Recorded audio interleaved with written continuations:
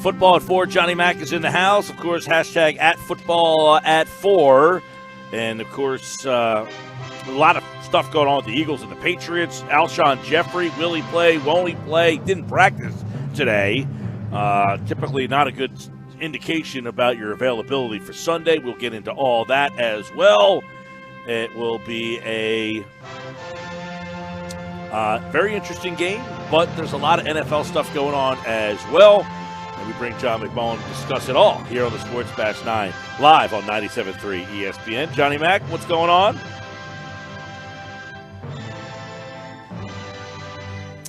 Johnny, what's happening, man? How are you guys? All right, we got a lot happening right now. There's a lot of NFL stuff on the horizon we want to talk about, and Eagles and Patriots. Let's start with Alshon Jeffrey. Did not practice again today. Is it beginning to look a lot more like he will not be available, or is this more precautionary stuff? What's your feel on that? No, I think if it were precautionary, you'd see limited, maybe you give him a day off, but certainly not 2 days. So I don't think this is trending well. Obviously, it's a veteran player. So if he's able to get out and do some things on Friday, you can maybe play that game and list him as questionable and see how he feels on game day. But it doesn't look like he's going to play, certainly. And that might be a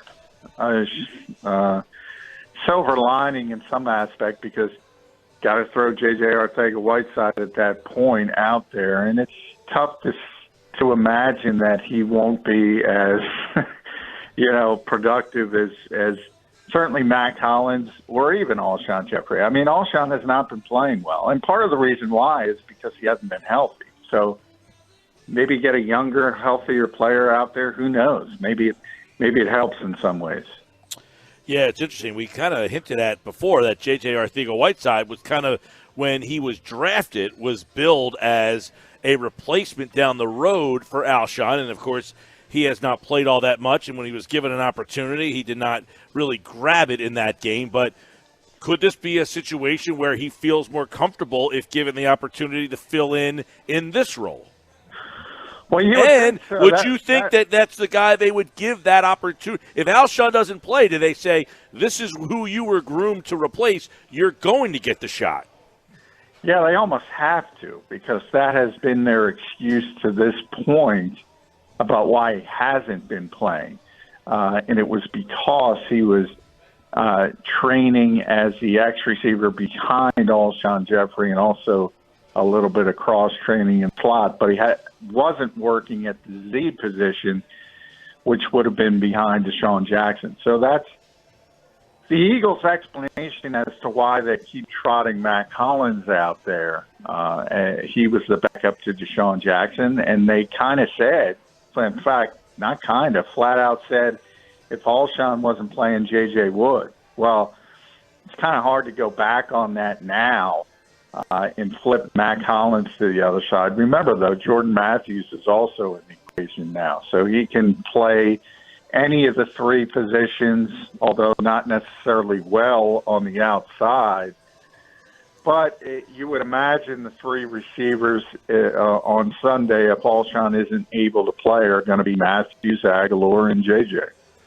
Where do you see, John, Stephon Gilmore? Let's say that Alshon Jeffrey doesn't play. Where do you see Stephon Gilmore seeing most of his time for the Patriots defense? Well, I think how Bill is going to go about it is he's going to bracket Zach Ertz, and he's going to tell Stephon Gilmore to lock down the other side of the field. And in theory, it doesn't matter who's on that side. He's going to be able to do that. You can argue he's going to be able to do that even with Alshon Jeffrey. But that would be my guess. He could always put Gilmore on Zach Ertz and try to go about it that way. But I think it's easier from the perspective of him dealing with an outside receiver. And then you're really cutting half of the field off. And that makes it very difficult, obviously, for the offense. Yeah, I'm just thinking if Arcega-Whiteside has to be out there and he's split out wide in the Alshon spot and Gilmore is covering him, that's kind of, I don't want to call it a win for the Eagles, but it's like, all right, let's just have Arcega run down the field, take Gilmore out of the question, and we don't have to worry about it. But if you're Doug, and you're going to play a lot of two tight end personnel, and you expect that Gilmore is going to line up on Ertz. I feel like one adjustment you might be able to make is have Ertz be in line, Goddard be flexed, and then kind of you can still release him after a chip from in line, but it's unlikely that Gilmore is going to be covering a tight end who's actually lined up almost as an offensive lineman. Yeah, you would think not. So they can do a number of different things. Obviously, when you have two tight end sets and the ability to put guys in line and flex them out, and that's sort of what the Eagles have to do. The problem is they're both really good players, Zach Ertz and Dallas Goedert, but you kind of see how the offense changes. And, you know, as impressive as that final drive was against Chicago, I think it was 16 plays, 8+ minutes. That's kind of how you have to play. There's not a ton of explosion to this offense, and to grind it out like that, that means you can't make mistakes. And it's not only things like turnovers, the obvious things, but you can't have penalties. So it just makes everything more difficult. Got to convert third downs, which they did. I think 4 times on that drive. It just makes things more difficult. John, how much of a copycat style should we expect from the Eagles regarding what the Ravens did against them? Now, we talked a little bit about this yesterday and really throughout the week, and it's going to be discussed until kickoff. But can Carson duplicate what Lamar Jackson brings to that offense, specifically when the Ravens played the Patriots? I know you mentioned it earlier in the week. Carson maybe needs to use his legs a little bit more. I don't want him to force it, but organically, or maybe some nice drawn-up plays. Are we going to try and see that potentially from Doug? No, I think organically, yes. And I think anytime if there's man-to-man coverage, for instance, and people turn their backs, I think Carson needs to take advantage of that with his legs. But no, you can't duplicate Lamar Jackson. Doug even said that on his conference call with the Patriots reporters. He was asked about the Baltimore game, and he flat out said, "No, you can't. You can't duplicate that." So you got to go about it a different way. I think the Eagles want to run the ball. Because that, in theory, is the deficiency of the biggest deficiency in the Patriots' defense, and the strength of the Eagles is their offensive line. So they certainly want to run the football, but it's more a traditional running game, just like everybody else, because nobody else has Lamar Jackson either. So, yeah, you want to run it, but you can't run it like the Ravens do. That offense is just unique. So I saw this, out in the online world, so take it with a grain of salt. But, it's a couple different people that cover the league. The Eagles have to play keep away, and I think that's just a different way of saying run the ball. But is keep away a fair way to describe it, keeping Tom Brady off the field, or is that not as scary anymore, and it's a little bit different of an approach? No, I think those people, if they did say that, they're kind of defaulting to the old Patriots. They haven't been very good offensively this year. Hasn't been the strength of their team. Their strength has been defense. They don't have a lot like the Eagles. They don't have explosive players. There's no Randy Moss on the outside. There's no Rob Gronkowski or Aaron Hernandez at tight end. They're not the same. They don't have those type of difference-making players. Now, you talked about White out of the backfield. You talk about Edelman in the slot. They're really good players, but again, it's the more similar to what the Eagles are now without Deshaun Jackson. You have to go down the field. You have to do it in a more meticulous fashion. Now, where the Patriots are very accomplished still is they don't make mistakes. They don't turn the football over. They don't commit a ton of penalties, so they aren't going to shoot themselves in the foot. So that part you have to be concerned about because they're not going to make a ton of mistakes. So in turn, you have to realize you can't make a ton of mistakes. So one of the things, John, that you notice about the Patriots defense also is that, yes, they blitz a whole lot and play man coverage. And I think people think that's because they have such great corners. It's such a luxury for them to be able to blitz a lot. But it's also because after losing Trey Flowers and trading away Michael Bennett, they really don't have very good pass rushers in their front seven. And I think that sets up a little bit well for the Eagles in that you know they're going to have to blitz, you know they're coming, but you'll have one-on-one situations across the field. Really, it's just do the guys catch the ball when Carson throws it? Yeah, I mean, you're right. Trey Flowers is a guy who had a big season last year, and they haven't been able to replace, at least from a production standpoint. But the defense as a whole has been better. So it's kind of, and that's what that's kind of what defines the Patriots throughout 20 years. I just mentioned it offensively. Mm-hmm. You always have this constant turnover, and Doug talked about that as well. Basically on a good year, you have 30% turnover on an NFL roster. So there's always constant change, and that's one of the difficult things to keep playing at such a high level because you have so much change. So, Bill has been able to do it multiple ways on both sides of the football, and I think you're seeing that defensively. I mean, yes, you look at a player like Trey Flowers, you look at the production last year, you look at the big money contract, and you say, wow, they haven't been able to replace him. But then you look at the bottom line, and they're a better defense. So they're going about it a different way. Van Noy's having a great season. Hightower, the Eagles, I know, are very concerned with.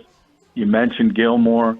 He's one of the best 3 or 4 corners in this league. Mm-hmm. And they're plus 17 in the turnover ratio. Plus 17. I mean, they don't make mistakes. John, the great equalizer, though, that doesn't get a lot of mention are the big uglies, man. Do the Eagles have them up front enough to control this game to where they feel like, hey, we've got something here? These are the guys that can win us this football game. Yeah, I mean, I think that's the way the Eagles look at their team right now. That's the biggest strength of their team. Brandon Brooks just got his extension, is having a phenomenal all-pro year, his best year. Lane Johnson, a little bit of slippage early in the season, but now he's rounding back into form, and that's the best right side in football. Jason Kelsey, we all know how good he is. Isaac Seumalo even is supposed to be the run of the litter, so to speak, but he's playing better since that Atlanta game. And then left tackle, Jason Peters is potentially on the verge of returning, and Andre Dillard has done a solid job. That is the strength of this team. They know it, and just as the weather starts to turn a little bit, they have to continue to take advantage of that offensive line, because if it's not the best in football, it's certainly amongst the top 3 or 4. All right, we know that Belichick likes to find a guy, take him out. That's seemingly going to be Ertz this week, right? Can the Eagles somehow use that to their advantage? Well, the key is, and I kind of mentioned this yesterday, I mean, just when you think you got Belichick figured out, he's going to do something different. So who knows what he's going to try to do. From the Eagles' perspective, though, they're like, well, who else are you going to bother to take out, which is not a good position to be in.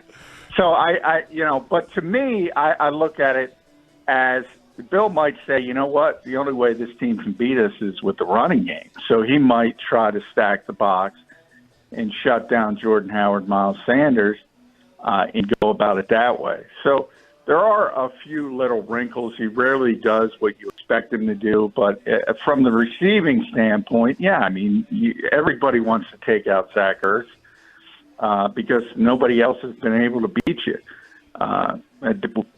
Maybe Dallas Goedert gets to that point, but I don't think he has that reputation just yet. All right, John, we got a couple of other NFL things that are happening as we want to dive into, and I know this Kaepernick story has kind of been interesting. Yesterday we kind of touched on it. It looked like the NFL was kind of making this look like a PR thing, and I guess the Schefter follow-ups last night that there was a whole blunder of things that have happened here. So what's the latest on what we know and whether this thing will even happen? And I know Malcolm Jenkins is kind of skeptical about it. It seems that, this thing is blowing up in their face. Yeah, I mean, I don't understand what they were trying to accomplish. I guess they're trying to force a gotcha moment, and they were assuming Colin Kaepernick would turn the opportunity down. Everything is sort of by the seat of the pants. Now that it looks like Hugh Jackson's going to run the workout, they finally have some things in place, and people are joking about that they really want Colin to not succeed by having Hugh Jackson run the workout. But 11 teams, I think, the last had said they're going to have people there. But let's be realistic. It's Saturday before Sunday games. There's not going to be anybody meaningful there. There's not going to be head coaches there. There's not going to be general managers there. It's just the weirdest thing, and it's weird to me because this story had essentially gone away. Nobody was talking about it, and it was finally in the rearview mirror, at least a little bit. And now the league has fanned the flames for no reason, and you have the same narratives. And as I said, some are legitimate, some aren't. And now everybody's popping up and saying the same things, and it's a disaster from the league's perspective. Whoever, and I don't want to, because I know certain PR people, I know Jeff does, some of them do a really good job, and those are the day-to-day people and about football things. But the people in charge of the messaging of this league, and we're talking at the highest levels, are awful at their jobs. They really are. Well, it's amazing. This was Schefter's tweet 22 hours ago. After initially agreeing to provide the list of personnel executives and coaches that would attend Colin Kaepernick's workout, the NFL has reversed course and said it will not. Then he tweeted, several executives with teams had reached out to as a courtesy to Colin Kaepernick's reps, saying that they could not attend Saturday's workout and were confused by the purpose of the NFL scheduling this workout. He then, 20 hours ago, tweeted, the NFL, from a source, league never promised to provide a list of attendees to Kaepernick's workout and said multiple clubs are attending. So Kaepernick Camp says it was promised a list of attendees and can prove it. And an NFL source said the league did not make that promise. Another source in Kaepernick's camp said he was on the phone when the NFL said how it would provide the names of attendees. So now look at the situation Kaepernick is in here. There's a mess around him. If he even says, well, I'm not going to do this, or this is not what I thought it was going to be, then the whole world comes out, oh, you never really did want to play. This was all a stunt on your part, trying to get yourself back into the conversation. Then it's like he's in a no-win situation. Well, the here. tinfoil thing here, John, is that the league could almost have blundered it to make him look like he wants to back out of it to say, see, he doesn't want to play. Exactly. He doesn't want to play. Yeah, well, I saw the gotcha plan because, as I said, it doesn't matter. Just from the calendar alone, everybody knows a Saturday before Sunday game, as I said, the guys who would make these decisions, general managers, vice presidents of player personnel, head coaches, they cannot go to Atlanta on a Saturday before a game. Everybody knows that. They're prepping. That's in-season NFL. That's the reason. And Colin Thompson talks about this all the time. If you're getting a tryout in the NFL, you get a call Monday. You try out on Tuesday. That's how it works. Everybody's at the facility. Everybody's trying to prepare for the next opponent. The most important people on the football side of an organization aren't taking a trek down to Atlanta on a Saturday before a game. It's absurd. So that's why the people who say it's a gotcha moment from the NFL, I think they have a legitimate criticism. But I don't know why the league would want to do that because, as I said, it was settling down. There wasn't a lot of talk about Colin any longer. There really wasn't. And now, there are 11 teams, by the way, John, confirmed. Yeah. Broncos, Browns, Bucks, Cardinals, Dolphins, Falcons, Giants, Jets, Lions, Patriots, and Redskins. Wouldn't it be great if the Falcons didn't show up in Atlanta? Those are going to be scouts, and that's it, and that's fine. But again, it's not the key decision makers because the timing and the schedule of an NFL week will not allow that. And that's why the people do have legitimate criticism that it's not real from the NFL standpoint. But from a larger strategy aspect, I can't figure out what the league was trying to accomplish. This is so dumb on so many levels. They should be ashamed of themselves. Yeah, John, there's just to add to it, I read on ESPN.com that there were several teams have been in contact with the league. So I guess teams individually have been reaching out over a course of time, asking the league about Kaepernick's status. And the league has gotten. Why would they do that? I don't need know. anybody's permission.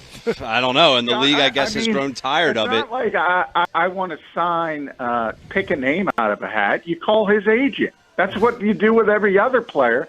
That's what Seattle and Baltimore did when they did at least think about signing Colin Kaepernick. They don't have to ask the league to set up a goofy 32-team workout. It's unprecedented. Is it But possible? maybe- Is it possible they weren't sure, John, the parameters of the agreement because there was that settlement, right? And some people thought the settlement entailed a clause that said that you are done with this game as long as we give you money. So perhaps that's the only thing I can think of. I'm trying to rationalize what's irrational. You're correct in the fact that the settlement obviously is you can't talk about it. So a team could have a question, and at that point you call up the league office.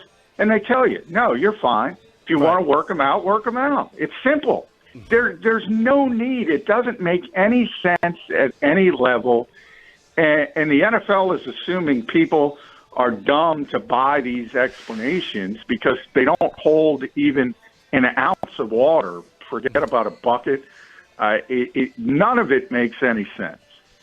At J.F. McMullen, John McMullen. Eagles, of course, Patriots this weekend. Listen to the game on 97.3. John, all across the countdown to kickoff shows, and, of course, football at 4 right here on the Sports Bash Live on 97.3 ESPN. Thank you, John. All right, thanks, guys. John McMullen, all guests appeared via the Boardwalk Honda Hotline.